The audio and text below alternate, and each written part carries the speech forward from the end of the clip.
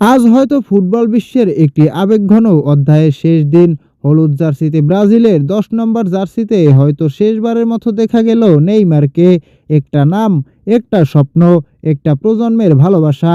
Neymar শুধু একজন footballer ছিলেন না, তিনি ছিলেন কোটি ভক্তের আবেগ। যখন তিনি বল পায়ে নিতেন, পুরো স্টেডিয়াম নিঃশ্বাস বন্ধ করে অপেক্ষা করত। তার সেই দুর্দান্ত ড্রিবল, অসম্ভবকে সম্ভব করে তোলা গোল আর মাঠ জুড়ে ছড়িয়ে থাকা হাসি, সবকিছু যেন আজ স্মৃতির পাতায় জায়গা করে নিচ্ছে।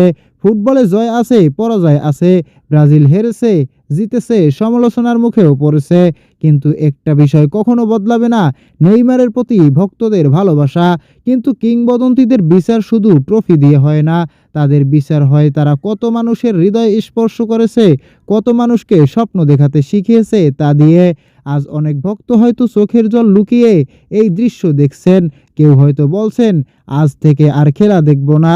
কেউ হয়তো অনুভব করছেন তাদের ফুটবল জীবনের সবচেয়ে সুন্দর অধ্যায়টি শেষ হয়ে গেল।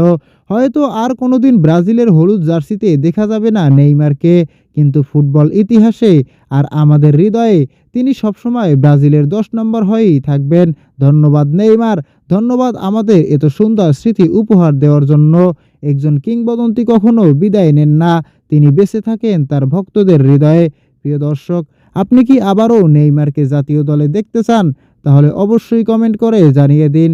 আর ফুটবল বিশ্বকাপের সকল আপডেট পেতে চ্যানেলটি সাবস্ক্রাইব করুন।